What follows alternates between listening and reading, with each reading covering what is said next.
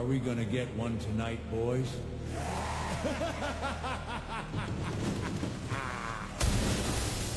What is going on, everybody? This is Mike Goldstein, Stickers of the C.A.N Report, Nozzle Tov, everyone.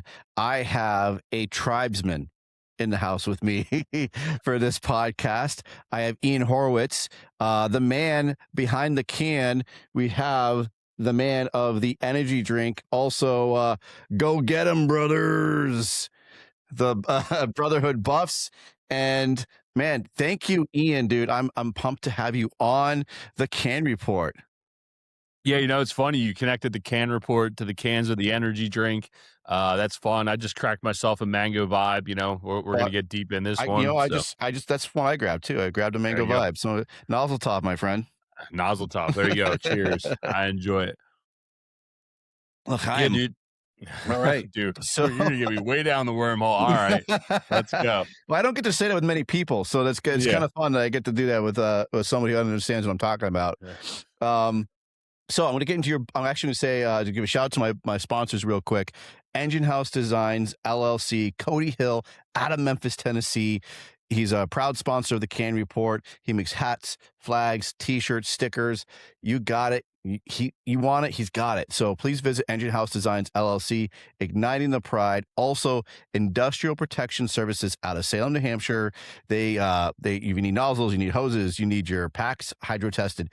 They can do it for you. So check them out, Industrial Protection Services out of Salem, New Hampshire. Also, for this podcast, do Nozzle Tov, and you can get 20% off your order. So make sure you're visiting the energy drink or Brotherhood Buffs, and I'll take you to the link for the energy drink. Put in Nozzle Tov, get that 20% off. With that being said, let's start it. So Ian, I'm going to get into your bio real quick here. Ian began his fire service journey in 1999 as a volunteer firefighter in the suburbs of Philadelphia. During those early years, he was guided by experienced volunteers who would ultimately help shape his career and his commitment to the fire service. In 2008, Ian joined the Baltimore City Fire Department and was assigned to Engine 27 in Northeast Baltimore. He later transferred to Engine 14 at Fort Hollins, serving in the heart of West Baltimore. After being promoted to pump operator, Ian spent the majority of his time at Engine 13, just east of the infamous Jobtown. He was eventually promoted to lieutenant and assigned to Engine 58 in Cherry Hill before retiring from the department in late 2021 to pursue a career in real estate. In 2014, Ian and a group of his closest friends from the Baltimore City Fire Department founded the Brotherhood Buffs, better known as the guys behind the phrase, "Go get 'em, brothers." The phrase has since become widely recognized throughout the fire service.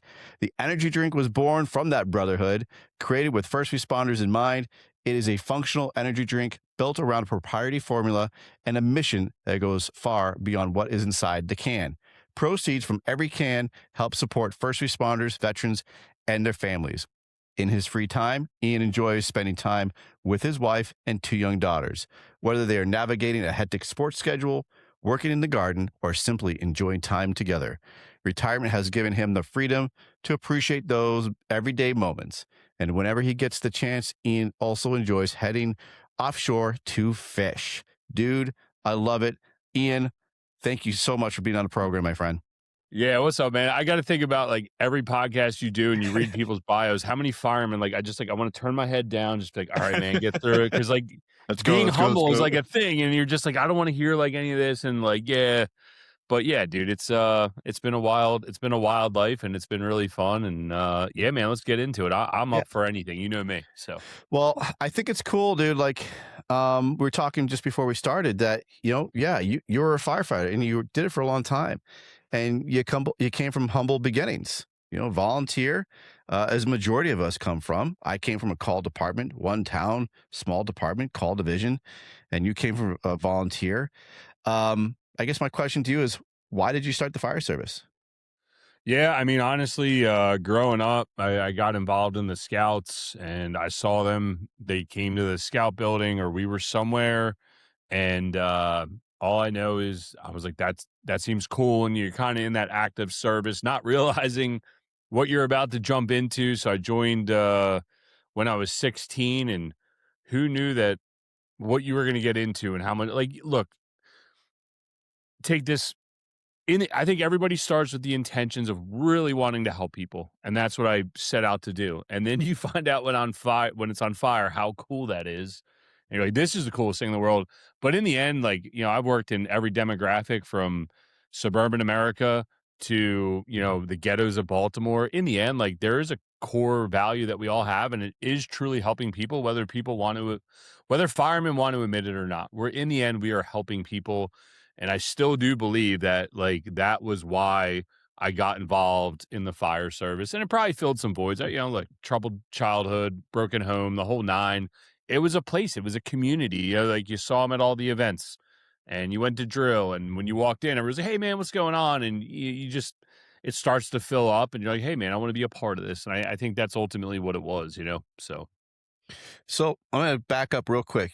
So you had kind of a tough childhood for a bit, and you were, because for me, that's why I wanted to join the fire services. I didn't have a real brotherhood per se, a broken home, all that stuff, and I was looking for something that I could call my own and have a lot of good friends. Yeah, dude, I don't talk about this stuff much, but yeah, my parents got divorced when I was in my teenage age, right around 15. At 16, I'm trying to seek out, I'm looking for a place to go where I don't have to hear my parents fight and ready to kill each other. And when Yeah, you man. walk into at that point with scouts and, where you were going once a week, which was kind of like the fire department, you go once a week to drill, you go camping, right? You go on calls. It's kind of the same thing. And when you walk into the firehouse, it's like your problems go away and you're just someone else in this room with all these other people. And I think I hit it just right with some high school friends that I played hockey with. And it was like, it was just a place where it was like, cool, I'm learning something new and I feel like I'm a part of something. And I truly believe that the core value of everything that we do, I think that's a lot of what keeps people or wanting people to join the fire service for the right reasons is it's not only helping people, but it is the camaraderie. It is the brotherhood. I didn't had the opportunity, or I guess I wasn't ballsy enough to go join the military, you could say, but the fire department fit my lifestyle. It was something that resonated with me, and it just, I don't know, man. It filled that void of wanting to be away from all the drama at home and stepping out and being able to go help people, which ultimately, as I since now retired and try to heal myself through some ways, I was probably just trying to want to help other people because I didn't know how to help myself, and I think that's what it came down to. So, No, I love it. You nail it. And obviously, I don't want to dive into something that's obviously sensitive or anything, but I think that's important that we talk about that because I think a lot of people do join, a lot, especially for men, join that because they are looking for something to fill that gap, that hole. Whether they didn't have a dad growing up, their dad might have been non-existent, or might have passed away, or they didn't have a tight family bond. And like you said, you go to the firehouse and boom, you've got these dudes who are like just like literally having dinner with each other. Like I never had dinner at the table with my family. Now I'm having dinner at the table with my family at the firehouse. So like it was such a great feeling, and it helped to fill that void. Immediately as when I joined the fire service, that was that whole, okay, I'm at a place where people like me get me.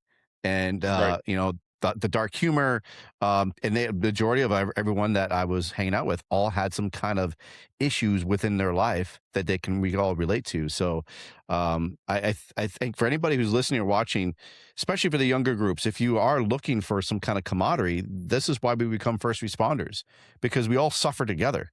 And I think that's really important for people to understand. You're not amongst complete strangers. Once they get to know you, you're friends for life. And I think it's awesome. You kind of have that same background. My parents split, didn't have a real sense of belonging, had some other stuff going on, found the firehouse, boom.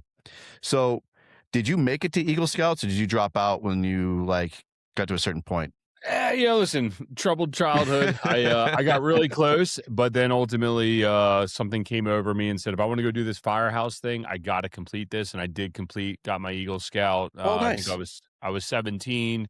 I got a letter from Bill Clinton of all people, so maybe we need to run a black light over the letter. Um, Actually, I just had it out the other day. I was showing my daughters. But anyway, yeah, it was like, hey, I want to complete this task. I didn't know if Jewish family. Mother said, you got to go to college. I'm like, yeah, right, mom. I just want to go to tech school. Like, this is all, dude. Like, in high school, we had a tech program and they opened it up about becoming career firemen. I'm like, this is what I want to do. This is like what I want to learn. And Yeah, so that's a really long way to say I made it all the way through, but I did it before I really got, I got involved in the fire service, but realized I had to go finish that first, so. That's awesome because that was another thing I've noticed. A lot of people that I talk to, there's a lot of Eagle Scouts within the fire service, and it just seems to be a common theme where they join the Boy Scouts, become Eagle Scout, and boom, they're either in the military or they're in the fire service. So I think that's really cool that you did the same thing. Yeah, man. Yeah, I just, I don't want to say force, but you're doing acts of service all the way through the thing. You're earning your badges, you're earning your certificates. You're doing acts of service, to complete your task, which I think is a high school requirement now here in PA. But you're doing something, a project, same thing. Hey, I got to go on a call and help somebody. So I think there's a lot of synergies there. There's a lot of paramilitary side by side stuff with it that just relates well. And, like you said, police, fire, military, EMS, whatever it is, one of those work fields is probably a natural task for Eagle Scouts or Boy Scouts in general, people that are involved in that. And to take a step back, it is this place for brotherhood. It is a place for people to get together. And I'm the president of the local volunteer firehouse now. They suckered me back in, but I want to see the place succeed, right? But you see these young guys that are just buried in their phones. They don't ever leave their houses. I'm like, yo, dude, like, there's life without a cell phone. There's life here. Like, come be a part of something. And I think it's interesting how the generations evolve and how people are saying volunteers are dead. And, I'm in the Mecca in Pennsylvania of volunteer firehouses, right? But in the same sense, it's like, well, society as a whole, like, guys, if there is a younger audience that's watching this right now, turn it off and go to the firehouse and go listen to it. You know what I mean? Go get Mm, together with people and just be a part of something, and I think there's a lot of value in sharing human interaction that I think is getting lost. And I think the firehouse is probably one of the last places you can probably push a lot of shit to the limit, excuse my French, but it's a firehouse podcast. I got to be able to curse. that's right. Where you can push it to the limit and feel okay in a good way, in a positive Mhm. way. And I know people take it over the edge, but I still think it's the last place probably on earth that you can do some of this stuff. So 100%. I couldn't agree more. And I love that you even said, like, turn this off and go watch it in the firehouse together, put on the big screen. I've literally had people do that. They send me pictures and they have me on the big screen and they're doing trainings with that. So depending on who I have a guest, they literally all watch it together and they're doing a training with that. So that's one way to build everyone together. And you're absolutely right. Honestly, I started late in the fire service, but I had never started a chainsaw until I actually joined the fire service. So when people say the new generation sucks because they don't know how to start a chainsaw or whatever, I was in my 30s when I joined the fire. Well, actually, I was in my late 20s when I joined the fire service, and I had never really cut a tree with a chainsaw before because I lived in the city. I never needed it. And then I joined the fire service and like, hey, you're going to have to know how to do this. So it was really cool to get that experience. And I was late in my 20s. So whether you're a young buck or you're kind of seasoned, you're still going to get something out, especially volunteers, because we always need them. And you're going to learn something new. That's what's amazing about the fire service. You're always learning something new. So you did the volunteer thing, and then you obviously you loved it so much, then you became career in Philly first. Or no, I'm sorry, well, Baltimore. no, in Baltimore. So yeah, so we're all post 2001. We all graduated high school between 2000 and 2000. I say all. There was a bunch of us in this one volunteer firehouse, North Penn Volunteer Fire Company, and just outside of Philadelphia, Montgomery County, PA. There was 8 or 9 of us that we all grew up together. We all went off to be career firemen in different locations. The biggest problem, number one was post 9/11. So everybody, it was like a super hot job, like remember going to these places testing with 5, 10,000 people. Like the first time we took the test for Baltimore, the whole convention center was packed, wrapped around the door.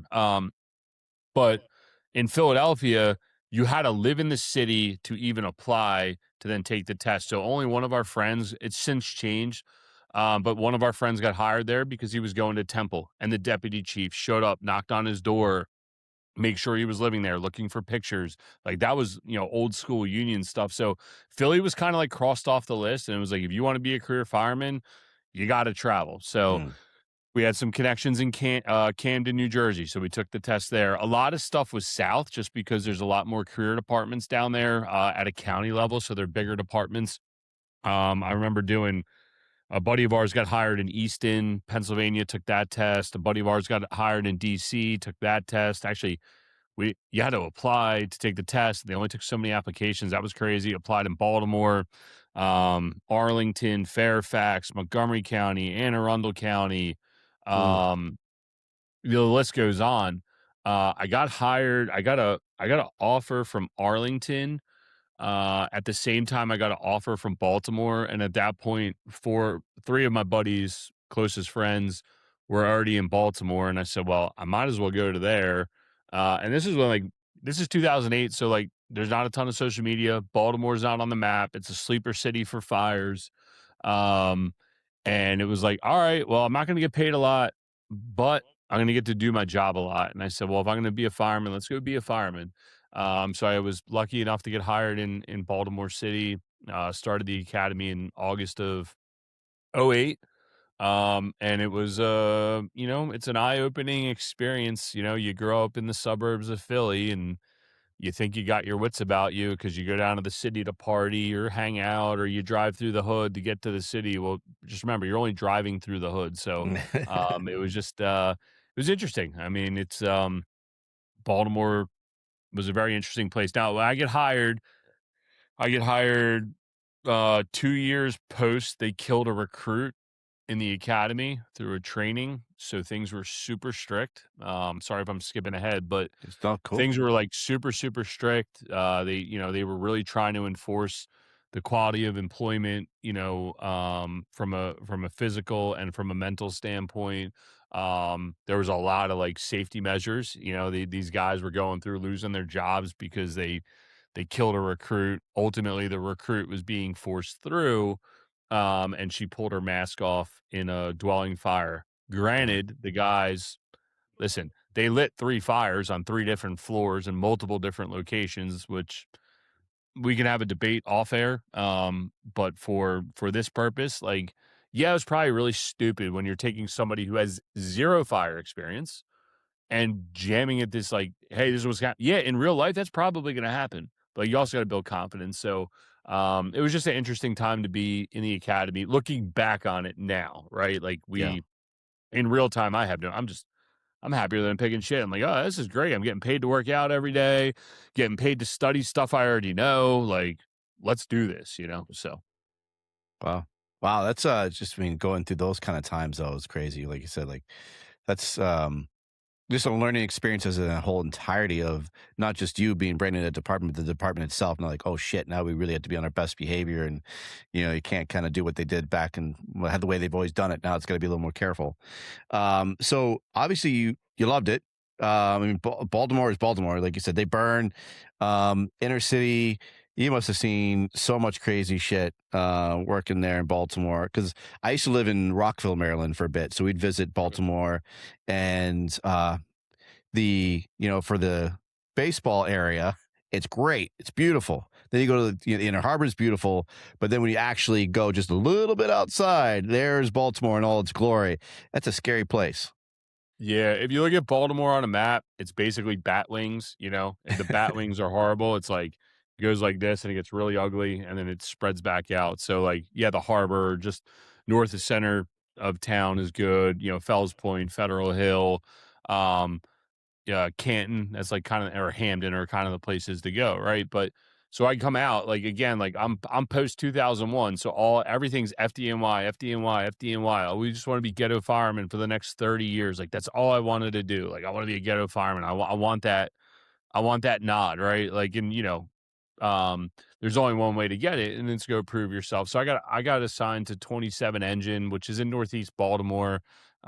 Basically, if you're driving down 95 East Coasters, it's where 895 and 95 split. As you're coming into Baltimore, and it's not.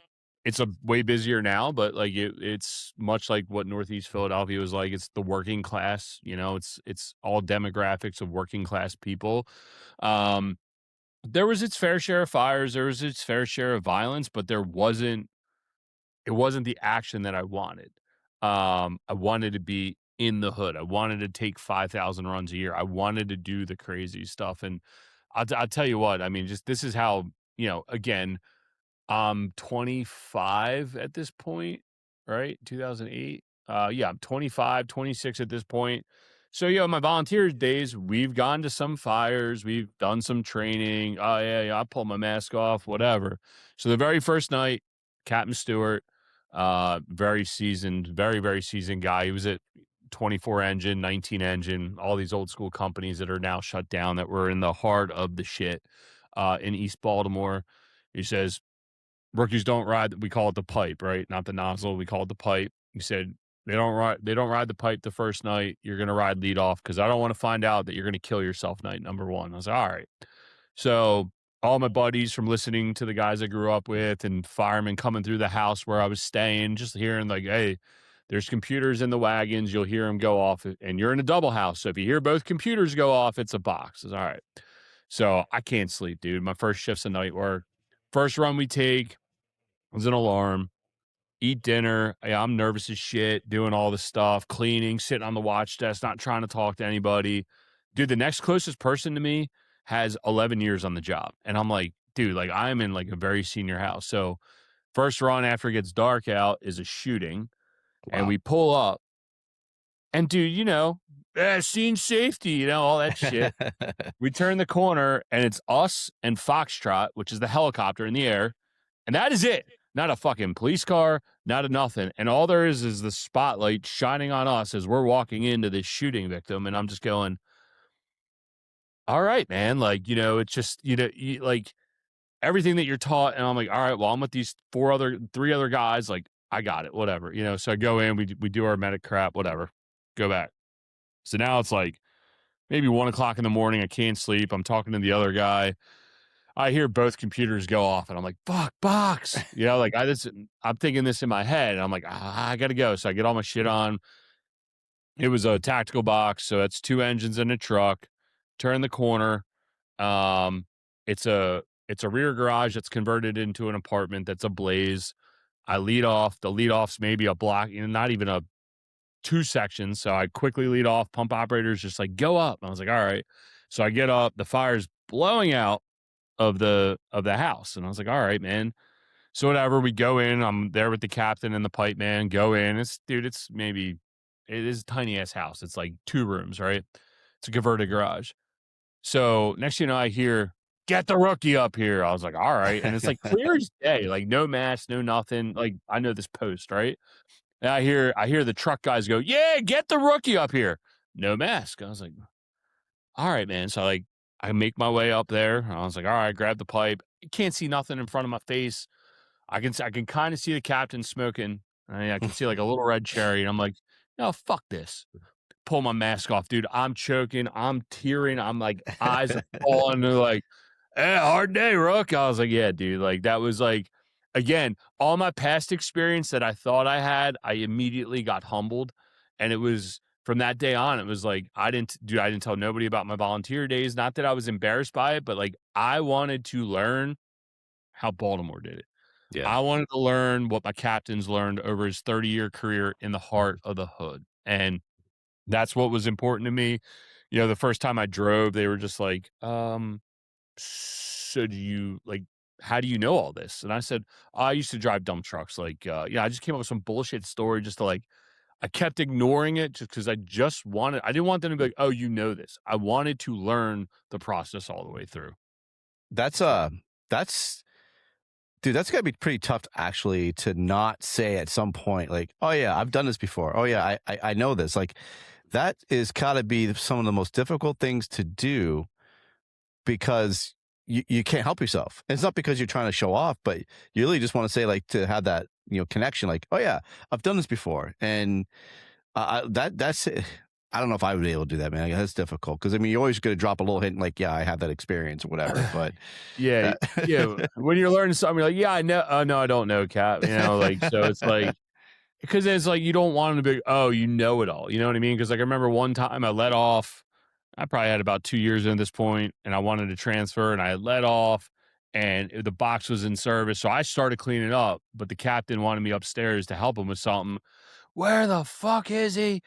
I don't ever want to see you. I said, Cap, I was packing up. I don't give a shit. He goes, and then he takes me up in his office. He's like, I'd rather you screw up doing something positive than not doing anything at all, right? And it's like, well, yeah, like I don't want to say I have the game time speed already, but from my previous experience, I was able to catch up quicker, you know? So it's not like you're a protege, but you're a game speed faster. And so you're starting to think ahead of like, what's next? What do we got to do next? How do we move this along faster?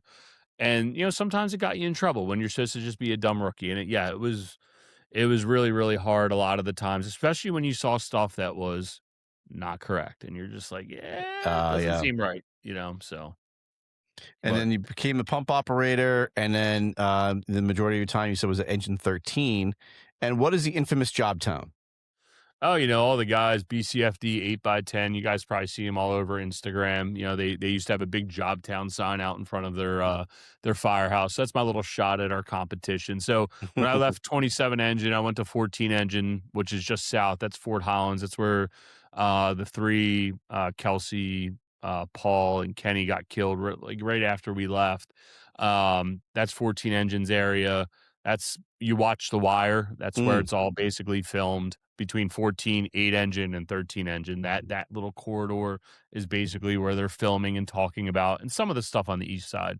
So yeah, 14 engine was cool. I remember asking my captain, like, hey, I want to transfer. And he goes, Jesus, thank God. I thought you were going to stay here and rot away. I was like, well, that makes me feel good.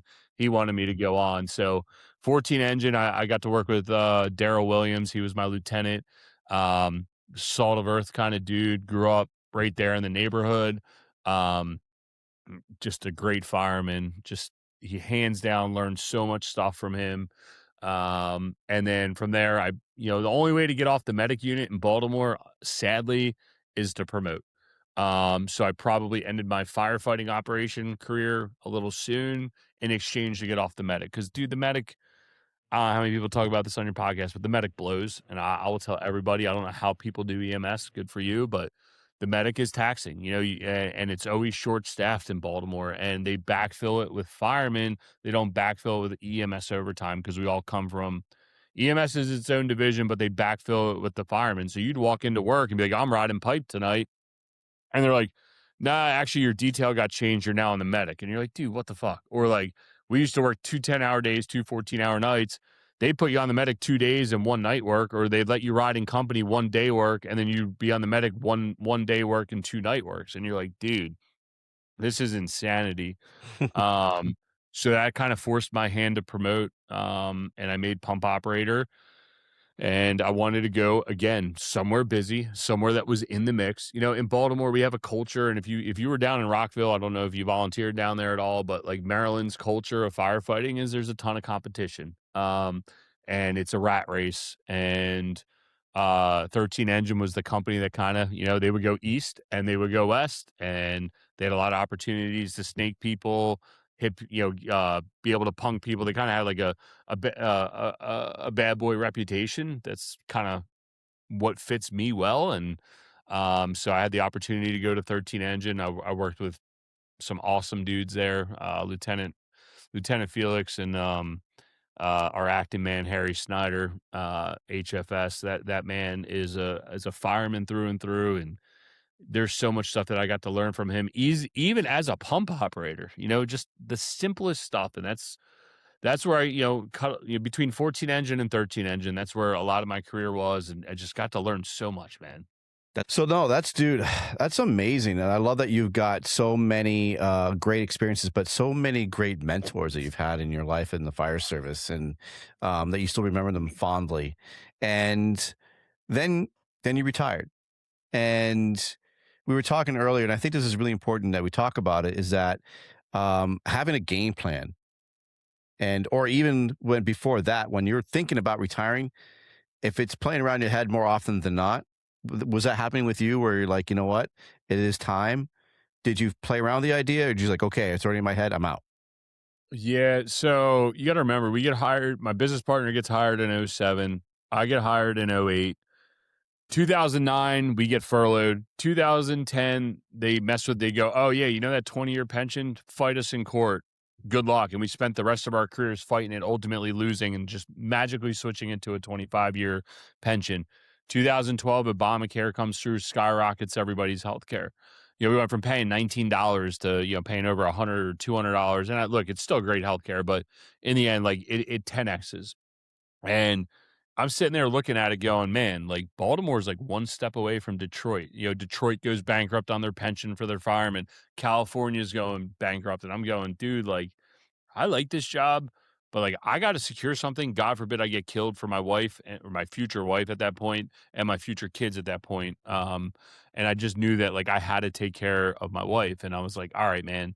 And I got to find a different way. And at that point, I was like, you know what? I'm going to start buying real estate. It was the only thing that I could think that like I'm asleep at work and I can make money. And God forbid something happens to me, incapacitated, dead, whatever it is, my wife could just hand it to a management company. Like, how many guys have side jobs in the career departments, right?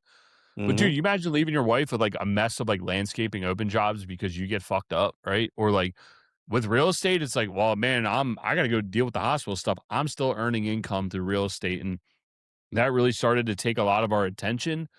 So I started building a real estate portfolio all the way through this, and I probably was ready to leave before my business partner, but there was that identity crisis. All I wanted to do was be a fireman, a ghetto like that's all I wanted. And I've achieved this beautiful, like, how many people want to go work in Baltimore, right? Because social media is becoming more prevalent and we're all over. All the buffs are starting to show up in Baltimore. And it's just like, how can I leave this? And the camaraderie is really what it was. Like when I promoted out of 13 engine, that probably was like my gift to being like, all right, I'm going to this this other house and I got no affinity to anyone. Now's the time to exit. And we kind of knew we were getting ready to exit, but it started, this is what I tell everybody. 0 to 5 years, world's best job, right? Especially when you don't have kids. World's best job. 5 to 10 years, you're going, all right, man, like, cool job, but like, is this really what it is? Most people are getting married, starting to have kids, going, oh shit, like this stuff's expensive. Like, what's going on here? 10 to 15, you're going, oh my God, is this like, this is it? Like, I'm fucked. Like, I'm stuck. Like, I can't do anything else. And that's what I left. I left in that 10 to 15 year period. And then after 15 years, I think most people are like, your kids are starting to get older. You're kind of gotten through it all. I think people are like, fuck it, I'm institutionalized. I'll show up, collect my paycheck, and go home. And in that like 10 to 15 year range, kids started playing sports, couldn't get off work. Nobody wanted to work swaps. Everybody's taking overtime because it's post COVID or it's during COVID. Me personally, this is a personal belief of mine. I refused to wear a mask. I wasn't getting tested. I'm not getting a vaccine. And I was like, dude, I got to go. And part of it was, I don't want to say I was over it. I got another story for you here in a second, but it was like, I needed to be in control in a way. Like, here I am running my own business. It's like, I'm not really in control. And then the other side of it is like, again, I love the guys, but like, I took a whole month off about a year prior to that through swaps and vacation right at the start of COVID. And I lived at the beach for the whole month. And I get back and I'm like, bro, like we're still talking about the same shit. And like when you're in it, you're in it. And when you're out of it, like life goes on. And then I break my ankle in an alley, uh, about 4 or 5 months prior to us leaving. And I promoted to lieutenant during that time. And, it's like, man, I broke my ankle. Guess what? Fire department moves on the next day. And as much as you think you're an important part of this whole puzzle, and you probably do have influence in the same sense, you leave, it's still going to move on. They're still going to put out fires. They're still going to take runs. Shit's still going to be fucked up. And I think a lot of that started to weigh on me. And it was like, dude, I'm starting to become a liability. I don't want to be here. Yeah, I'm doing my best when I'm here, and I'll drive like an asshole and I'll do all that stuff. I'll try to beat people in. Like, I'm a part of the team when I'm here, but like my heart's starting not to be in it. And I think that's like, hey man, that's not fair to everybody else, and it becomes a liability over time. And I think that's where you need to learn, like, it's time to step out. And as much it is, you got to remember, like, hey, what do you do? I'm a fireman. Okay, cool. And then I'm like, well, yeah, we also invest in real estate. And they're like, oh, cool. And it's like, everything's like, well, I'm a fireman. And Yeah. it's like, you have that credibility. You have that, like we talked about at the beginning, the brotherhood. Like, you're a part of this club or whatever you want to call it. And you're shedding that. And I mean, it's tough, dude. Like, it is fucking tough. And How many guys, I don't know, in your department, how many guys like you see that want to retire and they can't? Like, do we had a guy work 40 fucking years, 40 years, goes and retires and comes back and says, I don't actually want to retire because I don't know what else to do. And I'm like, God damn, dude, that's nuts, you know? So, Like you said, like we become institutionalized. And I think of like a Shawshank Redemption, where the old man was in prison for so long, and he gets out and he doesn't know how to adapt to the world, and he ends up killing himself. He wanted to go back to prison, but he knew he was too old to go back to prison, and he ends up hanging himself. And yep. you get to that point, and obviously it sounds dark, but it's just that, like you said, like, what am I going to do after the fire service? Like you said it, like, I'm a firefighter and I do this. I'm a firefighter, I do that. Like, and I've said it before, where you see the guys and they wear their job shirts all the time still, and they wear their coats, and they wear all their previous fire department stuff because they've earned it. And there's nothing wrong with you guys wearing your stuff. Take pride in it, love it, but just know that there's more to you than that shirt, and you have to prepare your life when you retire to have that different life. You now have a different identity, and whether you're a father, you don't have any kids, but your husband, or whatever it might be, but you got to make sure that you're now ready to rock when you leave, and don't feel like you're missing out. Like my father-in-law, he served for 28 years, and he made a really good point. He said, I had to leave when I started getting sour. I was getting sour, and like you said, I'm not enjoying it. I could become a liability. My heart's not in it anymore, and he made a good point. I wanted to leave before people said, man, I wish he would leave. That's the point where you need now to go, because now people are going to be just like waiting and counting down the days and seconds when you finally make your move to leave, because you're such a pisser before. Yeah, well, that's the other thing is like, dude, you're sitting around the kitchen table and you're like, again, remember, I'm post 9/11, like, I want to be a fireman. All you hear about is these 35, 40-year career ghetto firemen from FDNY, and then you're sitting in the firehouse and you're listening. I listened to a lieutenant. When I made PO, I went to one other firehouse, 30 engine on the western edge of Baltimore. And Lieutenant Maru was there, and he worked in the riots in the 60s, and he worked in the riots in 2010s. And I'm like, bro. And he's like proud of it. But then he's like there, and it's like the chief's bossing this lieutenant around. And I'm thinking, Lieutenant, you got 40 effing years or whatever it is. Hang up the phone, dude. Like, enjoy life. And I think that's what was hard for me to see. I think some of that stuff stuck with me. The other one that stuck with me is, hey, man, what are you going to do when you retire? Well, when I retire, I'm going to go work at Home Depot. Yeah, I always hear that. You're not going to go like, yeah, like, I'm not going to go travel the world. Nah, man, I got to work a little bit. Or I'm going to retire, I'm going to go do this. And I'm like, dude, like, I'm not retiring to go do something else. Like, yo, I'm 25, figure I'm going to work 30 years, I'll be 55. I'm not going to start another career at the backside of that. And that stuff was kind of wild to me. And it really makes you think. And I think, I heard stories of guys like, oh, you have kids and things change, and you watch firemen literally change. And I'm a little nuts, and I didn't. But other people do. And it's like, on the outside looking in now, it is probably one of the most selfish jobs in a way, in a good way. I hope this comes out right. I don't want people to flame me, but it is actually a really selfish thing that we do. We go in and run into burning buildings to help other people. But in the end, like, you do have responsibilities outside of work. And yes, it's honorable. God forbid something happens to you. And I don't think any of this really came to light until post, like, we watched 3 of our friends get killed. But it's like, man, like, it's almost selfish in a way. And when you don't have kids, that's fine, right? But you start getting responsibilities and some real decisions you got to make, and be like, is this the right thing for me? And I'm not blaming it on my kids. I made the decision to leave because we had the wherewithal to leave and wanted to leave, and leave that door open for other people, honestly, who need the job or who wanted the job. And Yeah. I got to run mine. But in the same sense, it's a tough. I don't think enough people talk about this, honestly. So No, you're absolutely right. And that's why when we were talking earlier, I'm like, I think it's a great thing to talk about, because there's so much to it. And it's not even just not leaving bitter, but again, leaving with a plan, a retirement plan, not just your pension, but leaving with a retirement plan. What are you going to do? Like you said, like, go travel. You literally worked 30 to 40 years. Enjoy it. Go do something, but make sure you're financially set up, to do that. And I don't think there's enough out there to make sure that guys and women are prepared when they leave, that they can financially do the things they've always wanted. That's the whole point of retirement, is to literally and now enjoy. Because God, I was talking about this with a guy the other day. It's such a shame when I see guys retire and they devoted so much of their lives to the fire service, and they can enjoy like maybe 5 years retirement, 6 years retirement, and all of a sudden they get cancer. And now they have to battle cancer and potentially die from it. And they never really got to enjoy their retirement because they spent so much time in because they think they needed to work longer to build that pension. And now they did it, and boom, something bad like that happens. And it's such a waste to see that happen. And there's so much more to life. It's still a job. We're still working. So yes, we love it, but you're still working. Like, enjoy your life, because life is now going to get shorter. Enjoy it now and prepare yourself for it, and lose the identity for a while. Like, that's the fun part.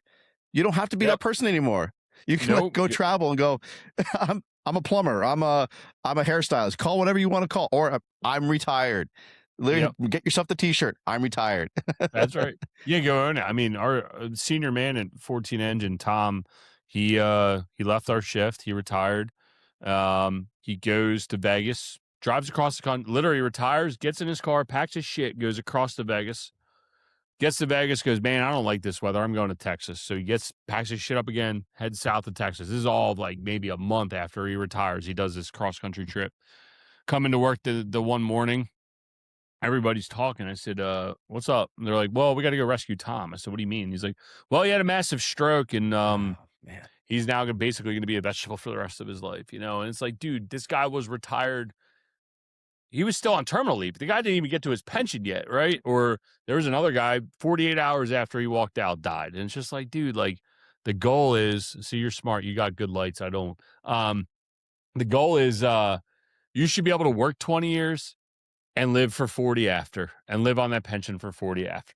And again, but I think that's also a testament to the fire service and the camaraderie and the brotherhood, and why it's so hard to leave, dude. Like, it is insanely freaking hard to leave. So, I mean, Christ, you see in my background, like there's a picture from me at 13 Engine, right? Like, it's like this stuff still lives on, helmets down there, whatever. Like, it still lives with you, and you don't have to let it go. And I hope that people listening understand that what we're both trying to say is that don't let it go, but just don't let it consume you when you retire, and sit there and like you have your morning cup of joe and go, I don't know what to do with my life. I don't know what to do with my hands anymore. Right. Like, Talladega Nights. I don't know what to do with my hands anymore. Like, these were meant to do something, and now I don't know what to do with them, and don't let your life be sitting at the kitchen table wasting all the stuff you did. You deserve to retire and enjoy it. So we beat that to death. But so I get the question now, is that the Brotherhood, the Buffs, the Go Get 'em brothers, were you doing that while you were still working, or did you, when you retired out, you guys were just hanging around bars and seeing trucks drive by and yelling it? No, so we had a text group. It's the longest living text group on my phone. There's like 7 of us in there, and it just started one day. Someone's like, they were leaving work, like, go get them, brothers. And then it was like, Dan and I started driving around the city all the time doing real estate, because we were doing real estate, basically from 2012 on. And it was like, we would see him. So we'd start buffing them. And we would just send it inside our text group. So one day I was home in Philly. We showed one of our buddies, and he's like, that is internet gold. And I was like, yeah, dude, whatever. So we started talking about it. We're like, we'll make a play on Buffs, right? Because like Buffs, those that know, they're the guys that go take pictures of fire trucks. And we're like, it'll be a fun play on buffing. And so I remember we posted a few videos, kind of texted it to some people. This is like 2014-ish. And, starting to catch wind. And it was funny. Someone sent me a video, and I was like, oh, you know what? I guess I should post this. And I posted a video. I remember being at work, and it was like, we went to bed at like 2 a.m. I was like, oh shit, we're at 30,000 views. I'm like, I guarantee you by the time we get relieved in the morning, we'll be at like 35,000 views. Dude, we get up the next morning, it's at like 90,000 views. And like in early 2000, this is 2014, I had a 1 million view video, which is like, holy shit, right? And from there on, people just started submitting it, and it just kind of became a thing. We didn't know, and we never did it it was just fun, dude, right? Like, it's just have fun with the fire service. Like, you got to be able to joke a little bit. And Some people took it really wrong. As you know, people on the internet are going to flame you for some stupid reason. And other people really embraced it. And there for a while, for a solid 8 to 10 years. I mean, I still get videos. I don't post. I'm not going to lie, guys. Like, I don't post as much as I used to. But I literally got 4 submissions today, and I just pop them up in the stories. And it's fun. We don't do it for money. I don't monetize any of it. We do a little bit now with the drink.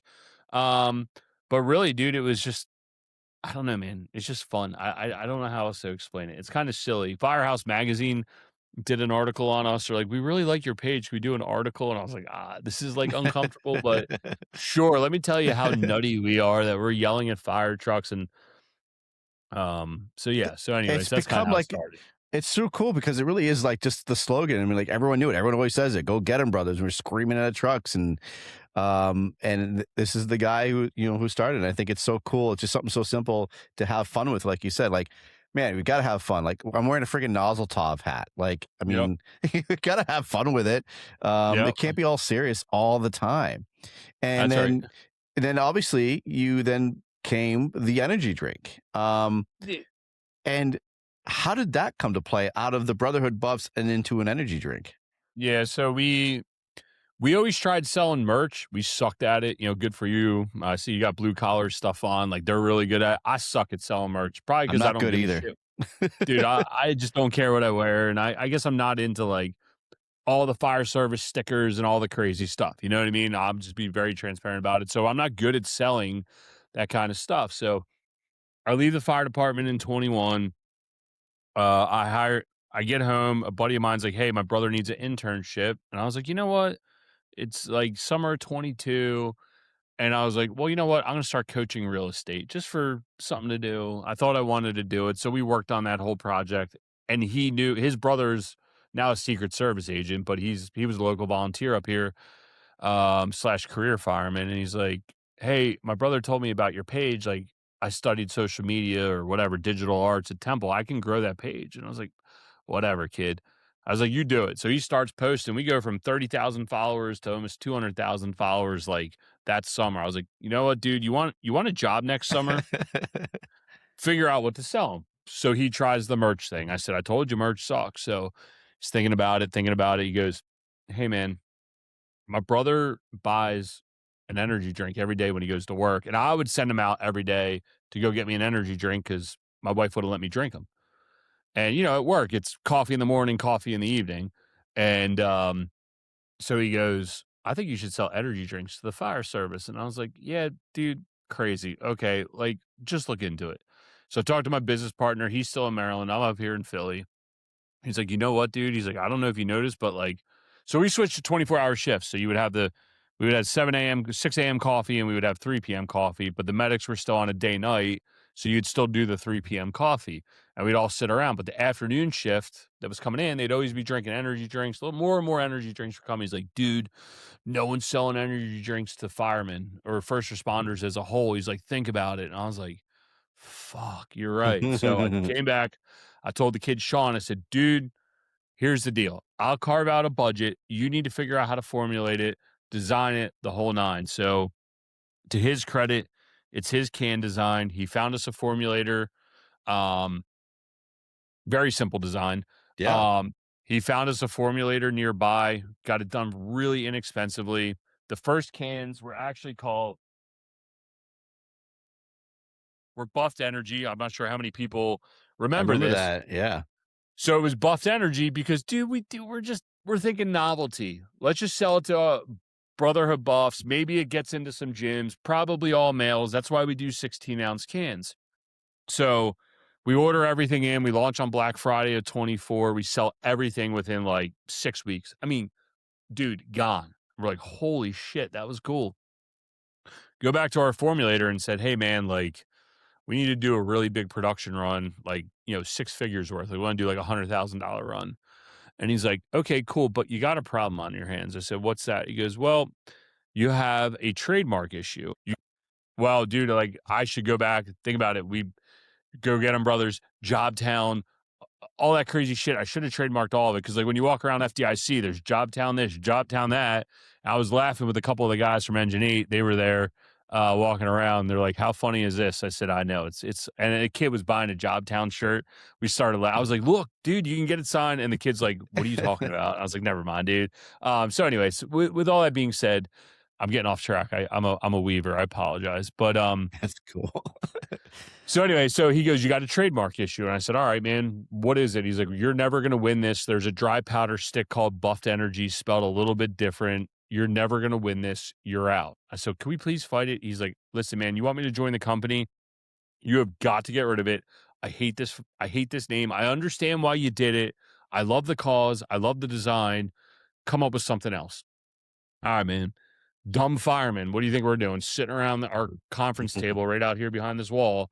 Someone goes, yeah, what should we call the energy drink?" And me or someone else goes, "Well, what about the energydrink.com?" I was like, "No way.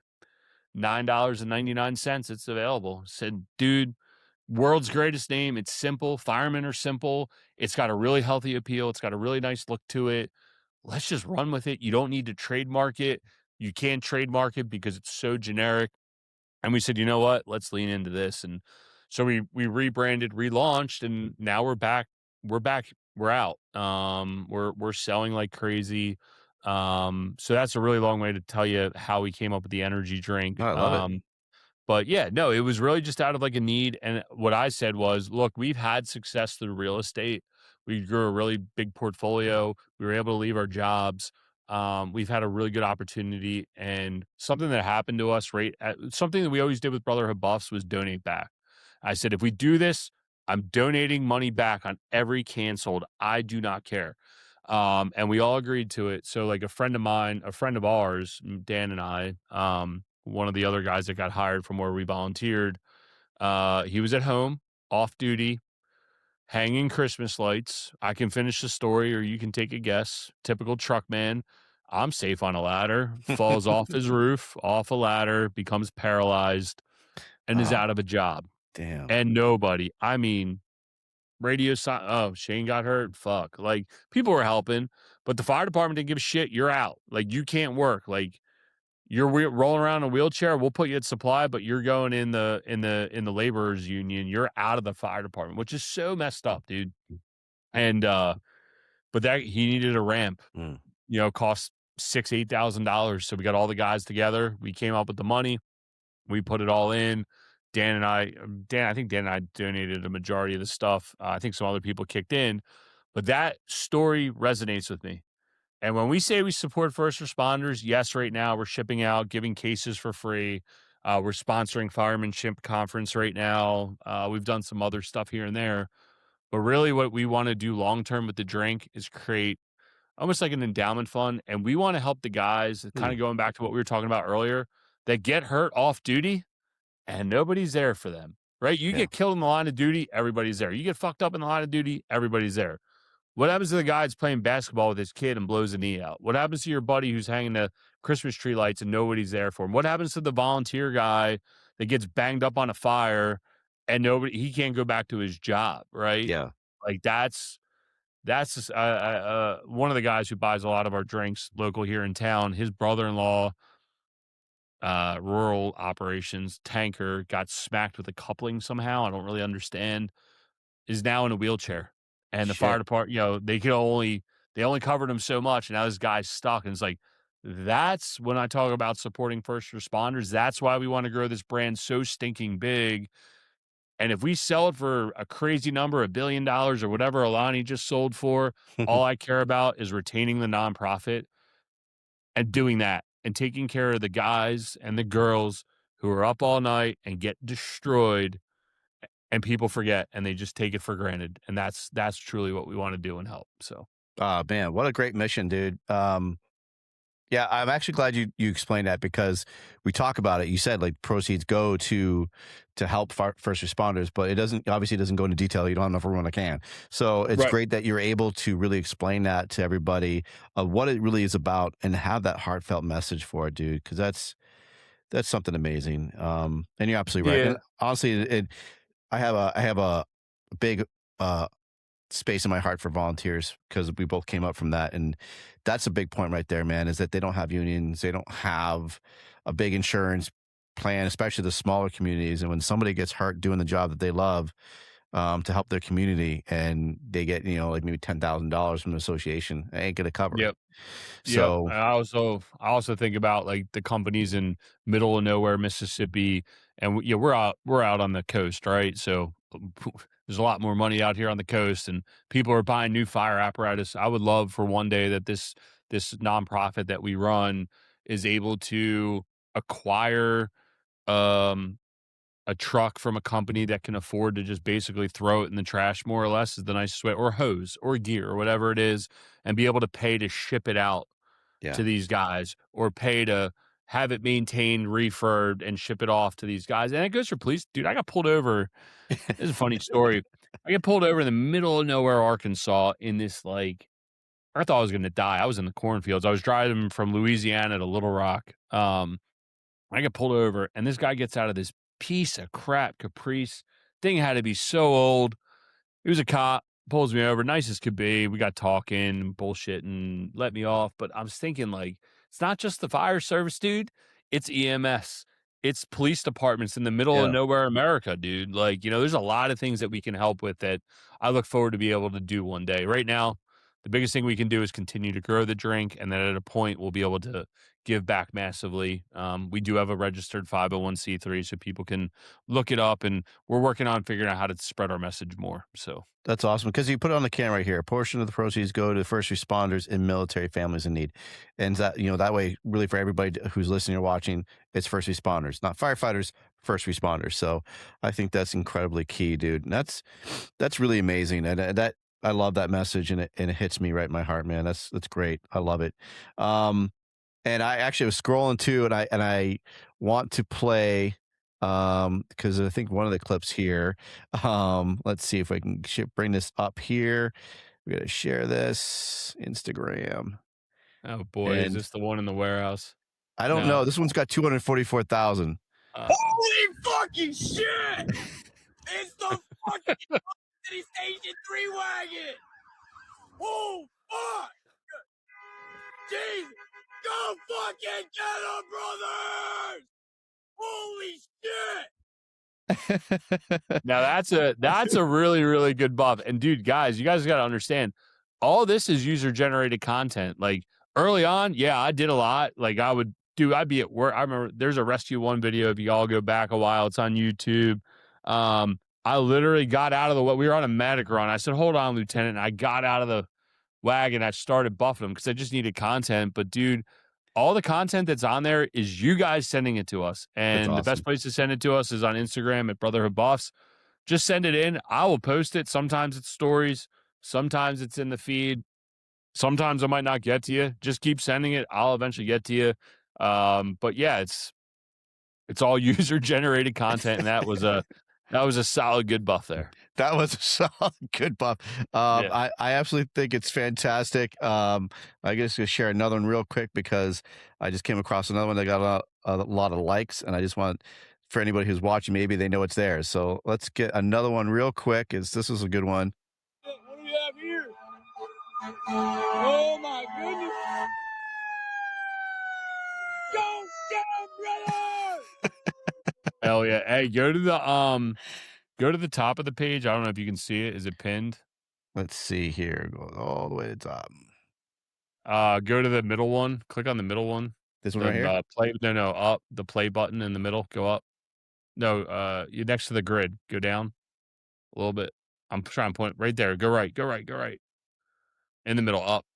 Up. Oh, okay. I got you. Yeah. I think I got it pinned. There's one, 7.2 million views. I personally like the 2.3 million view one, but both of these are really good. Let's go see what it is. Go get him, boys!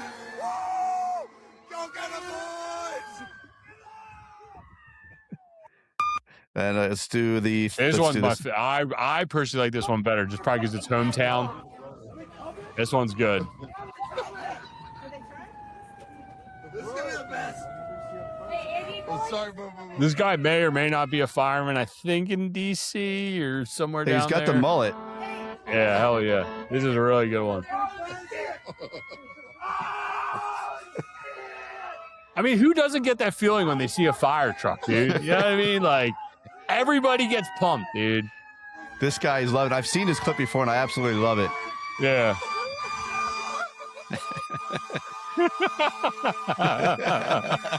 And he had sent us the one that he recorded.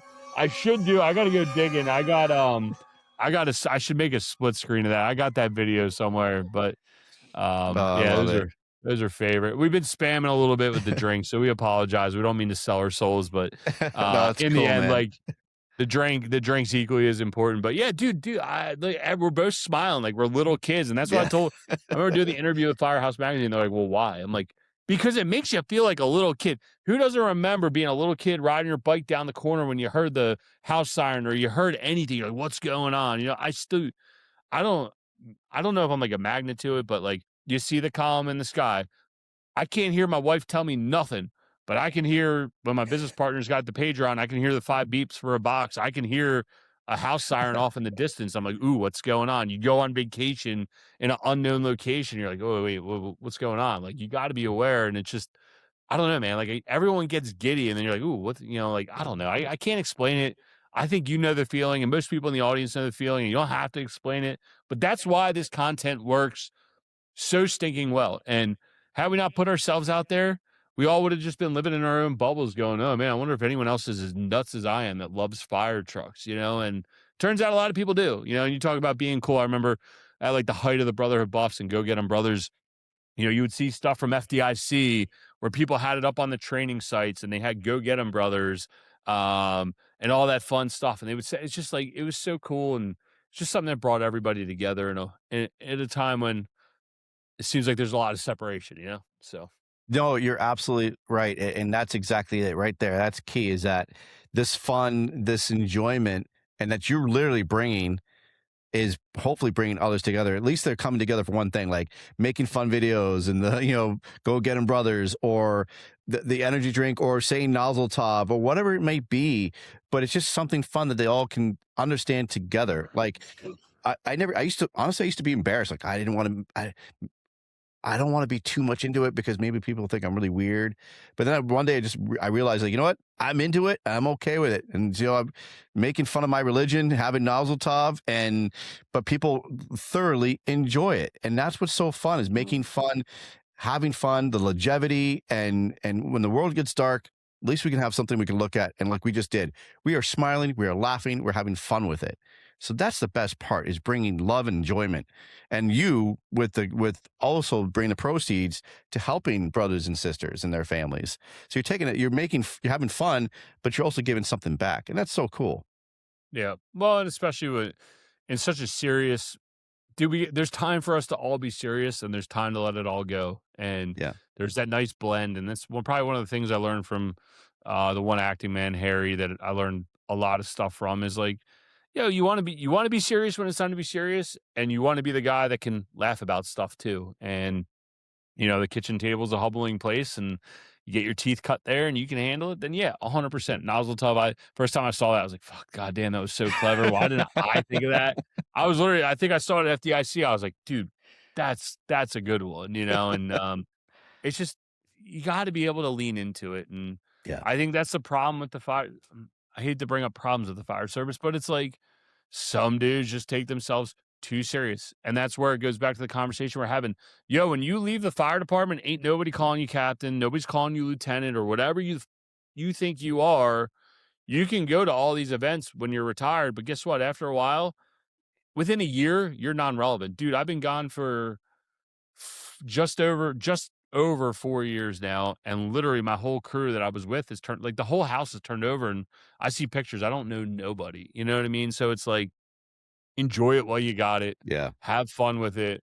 Lock in when you need to lock in, but be able to let go when you can let go. And not everything's the end of the world. The clips of the videos you see, while I'm on my rant, the clips of videos you see people driving on the internet, just because you see 3 seconds doesn't mean they ran the red light. Doesn't mean they're breaking the law. Because you saw the guy get off and he uses a different tactic. I mean, Baltimore were very like institutionalized. Like, there's only one way to fight fires, and it's all out. Or, if other companies let other companies pass, there's no need to flame people on the internet. What does that get you? We're all here for the same reason in the end. So I love it, man.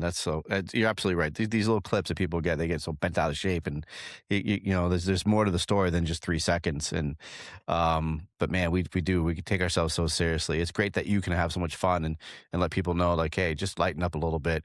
And like going back, like my father again, 28 years, when he came back, he started going to the firehouse, checking things out. And he'd get to the door, and they're like, "Can I help you?"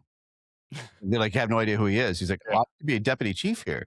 Yeah, Yeah. I'm gonna have to ask somebody else if you're allowed in here." He's like, "But I was here for 28 years." Yeah, I was second in charge, bro. Let me the F in, all right? So Yeah, you just have to. Unfortunately, there's gonna be a time where you just gotta let go and understand that people have now filled those voids, and still remember how fondly, have fun. You got your buddies, and just think back of the glory days and still have fun with it and immerse yourself in a different culture. I got a quick question though too. Is um, being Jewish in the fire service? Because I honestly haven't had too many conversations with a lot of Jewish people in the fire service. I've never had to deal with any. Honestly, I've been very fortunate. Never had any issues. Have you ever in the fire service? Has anybody ever been like giving you shit or tried to be anti-Semitic with you? no, not that I know of. And if they did, I probably just told them to get fucked, and I probably didn't realize they were being a dick. Actually, what's funny is like Baltimore has a very big Hasidic population, and honestly, like you can't help the females in and out of the medic unit. Like you can't touch the females. So I was honestly an Right. outsider. Um, yeah, nothing in the fire service that I know of. I don't know about you, but no, I mean, No. again, it's an encompassing place, right? Like, yeah, a turd is a turd, a bum is a bum. I don't give a shit what color, what sex, who you want to have sex with, what you want to do at your own home. You want to wear skirts and you're a male. I don't give a shit what you do. If you are a bum, you are a bum. And if you are a fireman, you're a fireman or a firewoman, however politically correct you want to be here on this podcast.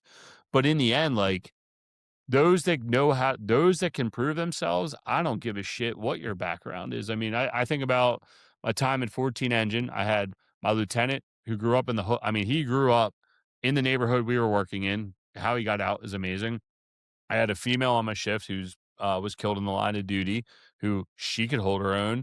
I had a guy from Cecil County, which is rural Maryland, right? And I had another dude from Park Heights, which is quasi hood. And then you got me, right? And it's like all walks of life are in this room, and we all get along. And guess what? Even if we're beefing inside the firehouse, like even if someone wanted to be, that gong goes off, it don't fucking matter. Yes, Game sir. on, lock in, let's go do it. So, yeah, I don't know. No, that's great. my experience. I love it. I'm just curious because like I said, I've never had that happen to me. I was just curious if it ever happened to somebody else. I've never seen it, and I love that. That's right there. It's like nobody gives a shit. Just do your job and do it well. If you're a slug, then that's when people aren't going to like it. But other than that, just use your job and treat people right, and no one's going to have a problem with you. They don't care about religion, color, creed, whatever you got going on. But it's just funny because people always ask me, "Hey, I'm making dinner tonight. Is there anything you can't eat?" And I always appreciate people asking me that. They always ask dietary things, and I'm like, "No, man. Like I'm covered in tattoos. I'm really not a good practicing Jew. So Yeah, I'll me eat too. pork. I'll eat lobster." Yeah. Well, it's funny. The first night, one of my first nights on the medic unit, I was down Old Town. They were having ham for dinner. I was like, never really had ham. I ate bacon and shit, but I didn't. My mom wouldn't cook ham per se. Mm.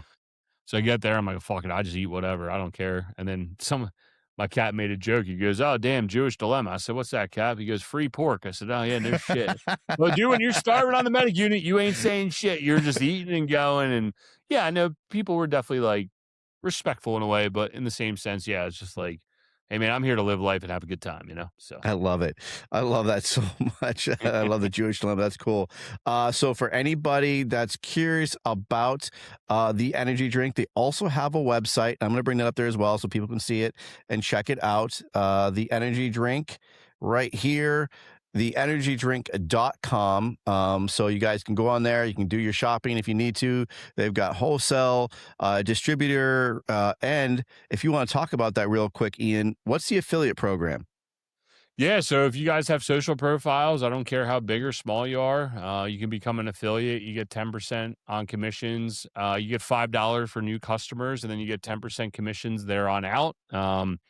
So we appreciate everybody helping. Some fun things people have done. They've set them up for their firehouse, for their kitty. They've done fundraisers with them.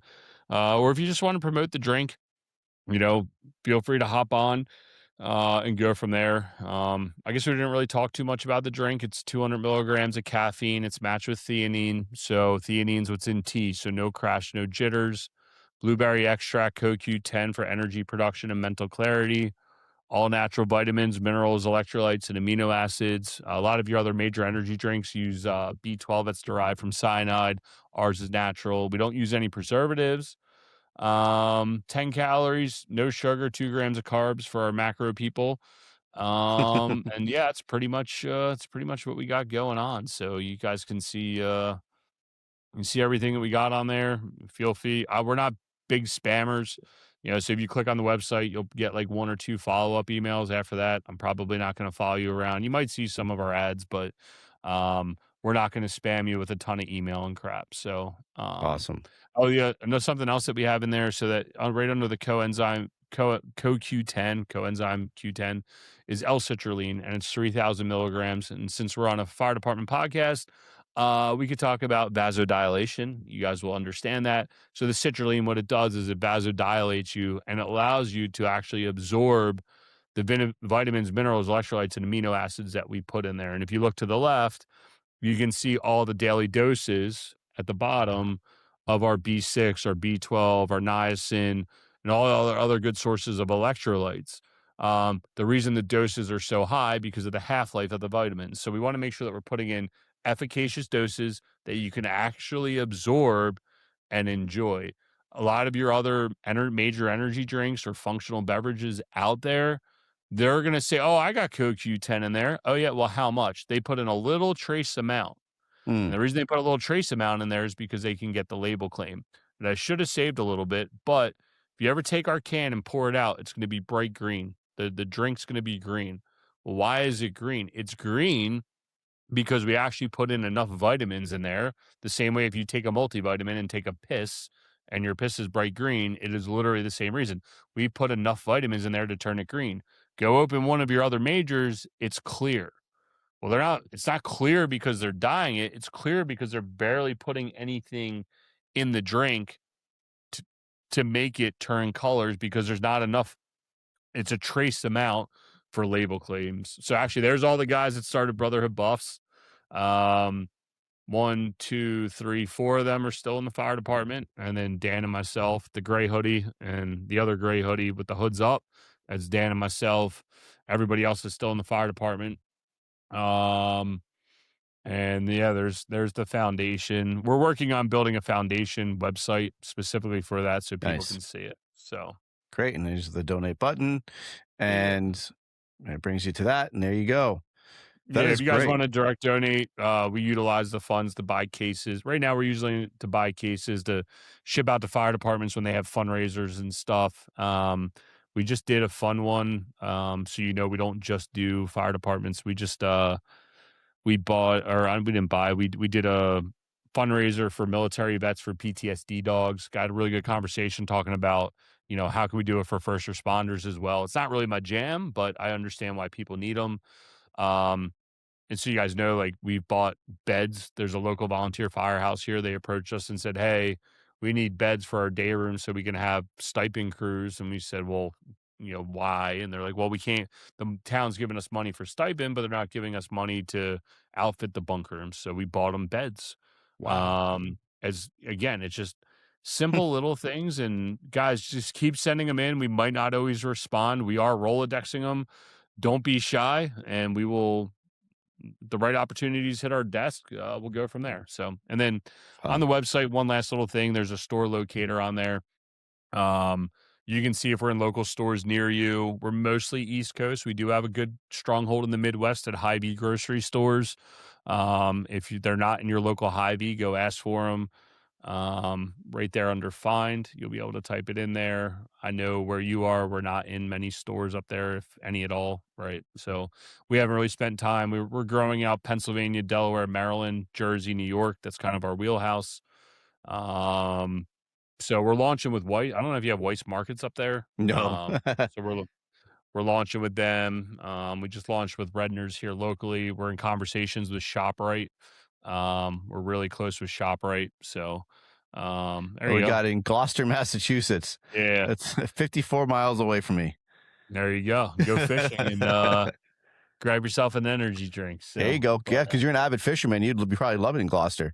Yeah, hell yeah. Let's go. So anyway, yeah, so we're growing, guys. You know, if you hear a local store, you want to become an affiliate, you want to learn how to become a sales rep, like we're all here for the cause, man. So I hope this was a good podcast. I didn't know what I was going to talk about. We covered a lot. This was great. Yeah. What are you talking about? Man, I'd love to go for another hour. This was great. There's so much more to talk about with you. So we're going to have you on again because I really, really enjoyed this conversation.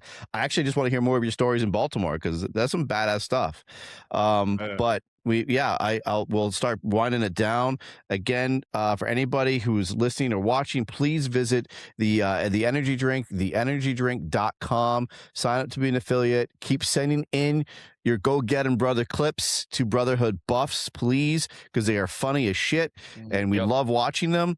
And if you're watching and listening, please visit the website, get yourself a drink, and put in Nozzle Top to get the 20% off, man. Do that.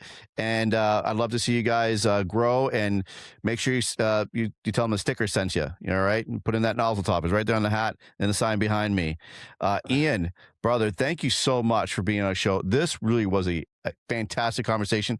It went by really, really fast. I didn't think it was going to go by this fast. So this was great because at first I'm like, how are we going to talk about energy drinks for an hour? But literally just talking about who you are and where you came from, I learned so much from you. So I really do appreciate it. Yeah, man. No, I appreciate coming on. I don't talk much about the fire department that deeply, so it's been fun to get some of it off the chest, and it's enjoyable. So yeah. I love it, dude. Well, thank you so much. I appreciate you, Ian. Before we end up, is there anywhere that you're going to be that maybe like people want to see you, get a picture with you, or? We're going to go hit Eckert's doing, I don't know when this podcast is coming out, but this weekend. July 25th. It's this weekend. Yeah. Yeah. He's doing it right around the corner from us. So we're going to be at Night Moves. We're going to be at the Firefighter Challenge up in Erie for I believe it's Nationals, based out of Snap Tight. I know Spray 9 will be up there for that one. And then we just got invited to something out in, it's the biggest acquired structure training or something in February of this year coming up. And then we'll be back at FDIC. Funny story about FDIC. I want to give a shout out to Clarion. People give them a lot of shit for running the event. They do have a really hard job, and we actually had a lot of success there. However, we got booted, and we will be out on South Street next to Red Line Gear next year. But we have some really, really fun ideas, trying to see if old Clem maybe will do a pancake breakfast with us. Oh, there you go. So we're working on some stuff there. I don't know if it'll happen.